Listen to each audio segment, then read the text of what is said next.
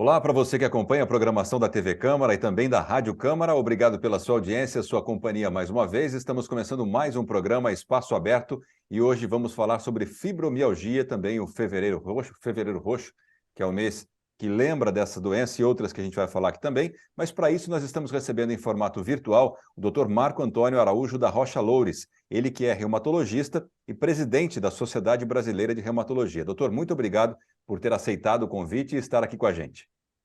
Obrigado a vocês, André, no Espaço Aberto. Esse programa é muito importante para nós fazermos essa informação de serviço aos leigos. E é importante que elas saibam esse tipo de doença que incide na população, tem incidência até certo ponto alta, e que a gente está aqui para esclarecer. Ficamos à disposição de você para suas perguntas. Muito bem. A gente falou aqui do Fevereiro Roxo, além da fibromialgia, também é lembrado, né, o mês de conscientização do Alzheimer e do lúpus.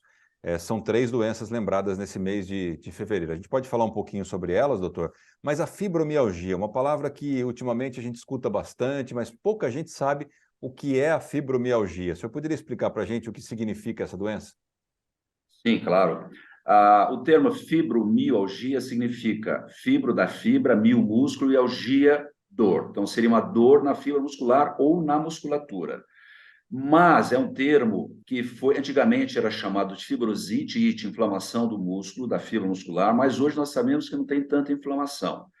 Ele tem uma conotação mais de sensibilidade à dor, sensibilidade ao frio, e não é só a dor muscular, que é uma dor no corpo inteiro, mas ela tem também um comprometimento do sistema nervoso central, isto é, a pessoa tem a sensibilidade, a allodynia, que é uma sensibilidade à dor e ao frio. Quando nós recebemos essa dor, André, ela vai até o sistema nervoso central, até o cérebro, e existe uma atenuação, diminuição da dor através de hormônios do sistema nervoso central.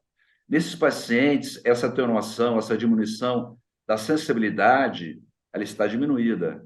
E então a pessoa sente mais dor. Então, é uma síndrome, na verdade. Né? Então, a partir de 1990, então, o Colégio Brasileiro, o Colégio Americano de Reumatologia designou como a fibromialgia com uma dor no corpo inteiro.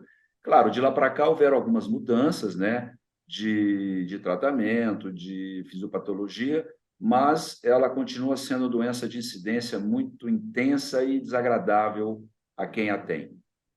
A gente ouve falar daquelas doenças degenerativas. A fibromialgia está entre elas?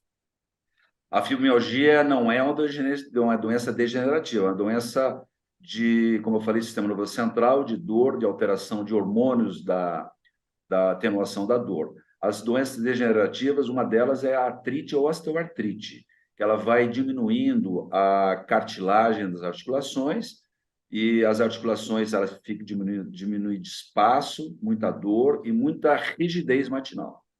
O senhor falou de reumatismo, né? Uma palavra que a gente ouvia muito antigamente, e quando a gente era, pelo menos eu, quando era mais novo, associava reumatismo a gente mais velha. A fibromialgia também, né? Por ser uma doença de dor, né? Ela só pega a gente mais velha, doutor? Como é que funciona a questão de quem são os pacientes que o senhor trata aí? Qual é o público que está suscetível a essa doença? Foi bom você tocar nesse assunto. A reumatologia não atinge só os idosos. Nós temos na sociedade uma comissão de reumatologia pediátrica, né, de reumatologia pediátrica que tem uma incidência realmente nas crianças, nos adolescentes. Então, não é a doença de idosos. Esse termo já é, mas assim, já não existe mais. Agora, o reumatismo quer dizer o seguinte: é uma palavra grega que significa muco nas articulações. Então, eles achavam que existia uma alteração no cérebro, que existia um catarro, né, uma secreção que caía e vinha nas articulações. Claro, isso há séculos atrás. Isso está mudado. A maioria das doenças reumáticas são autoimunes, são doenças que, por exemplo, o lúpus é uma doença autoimune, a espondilite é uma doença autoimune, a artrite reumatoide. Quer dizer, o organismo ele não reconhece a célula como dela própria. Se você tem uma unidade, nosso exército para brigar, por exemplo, contra um vírus, uma bactéria, um fungo. Nesse caso, ela não reconhece as suas células, qualquer que seja qualquer órgão da pele, do rim, do coração, do cérebro, então ela ataca como se fosse não própria. E aí vem a inflamação dando os problemas reumáticos. Mas a fibromialgia não é uma doença autoimune, é uma doença um pouquinho, uma característica diferente das outras doenças autoimunes.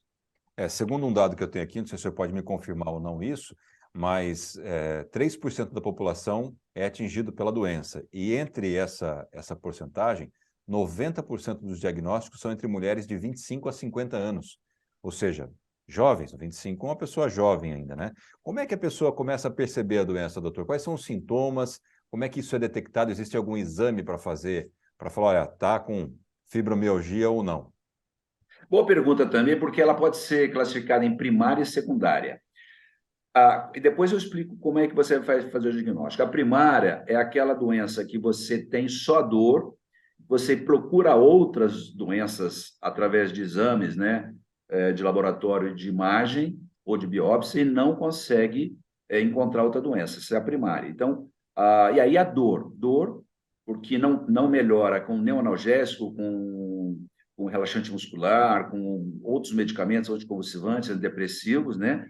É bom falar que essas pessoas também têm um comprometimento depressivo, têm um comprometimento de falta de sono, um sono não reparador, né? Essa seria a doença primária, né? A secundária é aquela que pode vir acompanhado por qualquer outra doença, inclusive as doenças reumáticas, uma artrite, um lúpus, uma osteoartrite, mas também por outras doenças, né? Asma, bronquite, diabetes e aí etc. Então, é aquela dor que não melhora depois de 2, 3 meses com nenhum medicamento e que ela persiste durante todo o dia. Esse é o diagnóstico, né? Logicamente, nós temos que fazer, separar se tem outras patologias ou não. Então, logicamente, que o reumatologista está preparado para fazer essa avaliação e acompanhar. Esses pacientes têm que serem acompanhados. Existe, como eu disse, algum exame específico para a detecção dessa doença? Não, é somente. Não existe um exame específico próprio para ela, não. Aí é só acompanhamento. Claro, existem alguns critérios, né? Dor no corpo, afastamento de outras doenças, sensibilidade ao frio. Aí as pessoas podem ter alteração do intestino também, intestino mais solto ou mais preso. E essa parte emocional, sono, né? Ela fala: olha, eu dormi 10 horas e parece que eu não dormi nada. Acordei com sono, parece que eu acabei de deitar. Essas são características da doença. Bom, então esses são sinais já para procurar um especialista para fazer o tratamento, né, doutor? Até que ponto a Exatamente. doença caminha? Eu não sei se ela evolui, se ela regride. Como é o desenvolvimento? Depois que eu fui diagnosticado com a doença, como é o que isso progride? Até que ponto pode chegar? Por exemplo, alguém pode ficar inválido, como é o termo utilizado, ser considerado pessoa com deficiência por ter desenvolvido muita doença ou não? É muito importante isso. Então, isso a gente trata, embora seja doença, a gente fala numa epidemiologia, né, num sistema assim geral, cada paciente tem uma resposta, cada paciente tem que ser tratado diferente do outro, porque a intensidade, ela é importante, tá? Como agora, por exemplo, o negócio a gente tem o Covid, né? Tem pessoa que tem Covid, tem só um pouquinho de dor de cabeça, tem Covid que vai para o hospital, tem Covid que pode complicar e ir para a UTI. Mesma coisa. Na fibromialgia tem pessoas que têm dor leve, média e mais intensa. Claro que cada um vai ser tratado diferente do outro, por causa da intensidade. Aí entra não só a genética, mas a parte personalidade. Então, como você falou, atinge mais as mulheres, 3 a 5% da população mundial. Nós temos vários artistas aí com fibromialgia, né? Por exemplo, a Lady Gaga tem fibromialgia e outros artistas têm fibromialgia, tá?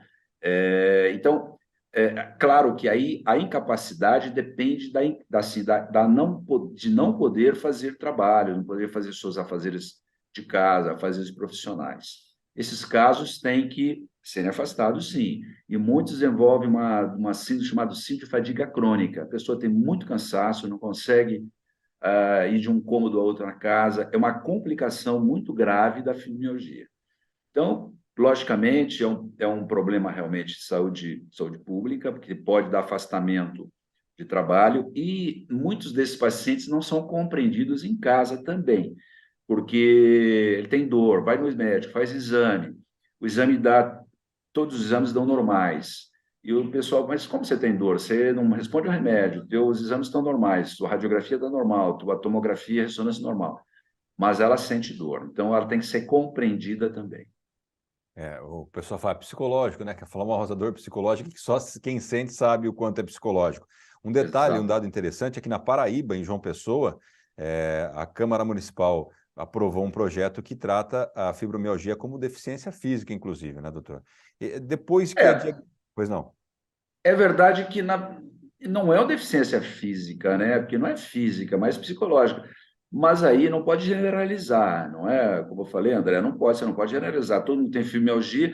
Agora, o que a gente vê no consultório, nos ambulatórios, serviços públicos, é que muitas pacientes chegam com o diagnóstico do clínico ou geral, e a gente afasta a fibromialgia e começa a tratar, por exemplo, uma artrite reumatoide, uma espondilite anquilosante, uma artrose, e elas melhoram, né? Porque o diagnóstico não foi um diagnóstico correto.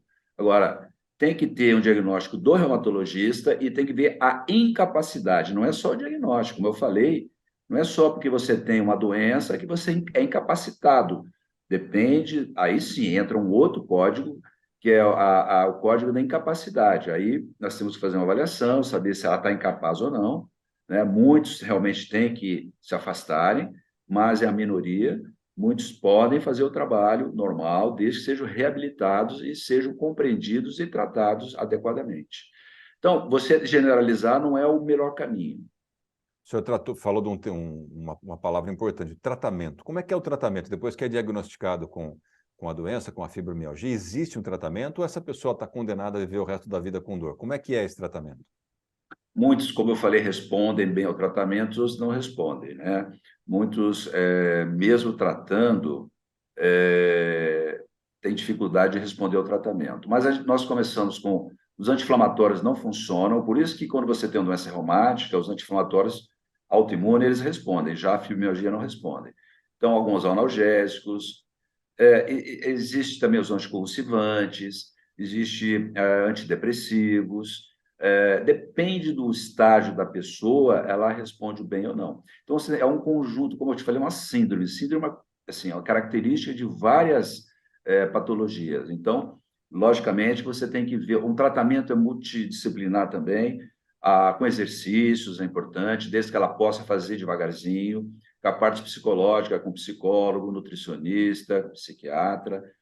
Então, todos esse conjunto de tratamentos são importantes para a pessoa ter uma recuperação, né? Mas existe, sim, a grande parte das pessoas, a grande maioria respondem bem, né? Tem um acompanhamento bom, tem crises, logicamente, mas nós estamos preparados para atender esses casos. Muito bem. Para finalizar aqui agora, doutor, eu vou aproveitar a sua presença. Nós falamos aqui de 3 doenças, fibromialgia, Alzheimer e lúpus, que são lembradas agora no mês de fevereiro.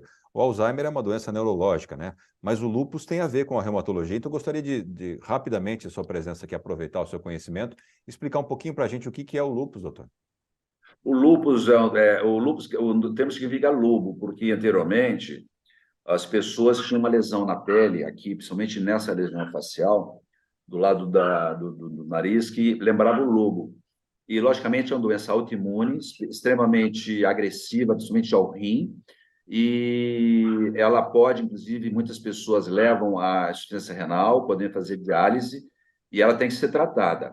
É uma doença muito mais grave que a fibromialgia, e esse sim, quando pode afastar, né? Tem um afastamento do serviço de saúde da doença, e ela tem que ser acompanhada, às vezes, a cada semana ou a cada 15 dias.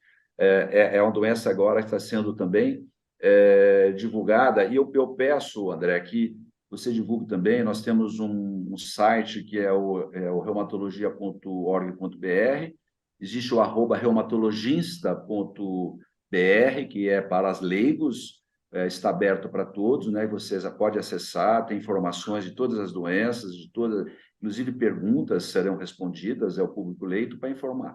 Então, o lúpus é muito sim. Esse é uma doença mais grave do que a fibromialgia em termos de comprometimento de qualidade de vida e de saúde mesmo, né? De comprometimento até de, se não responder ou não tratar, de óbito, né? É uma doença bem mais grave, o lúpus eritematoso sistêmico.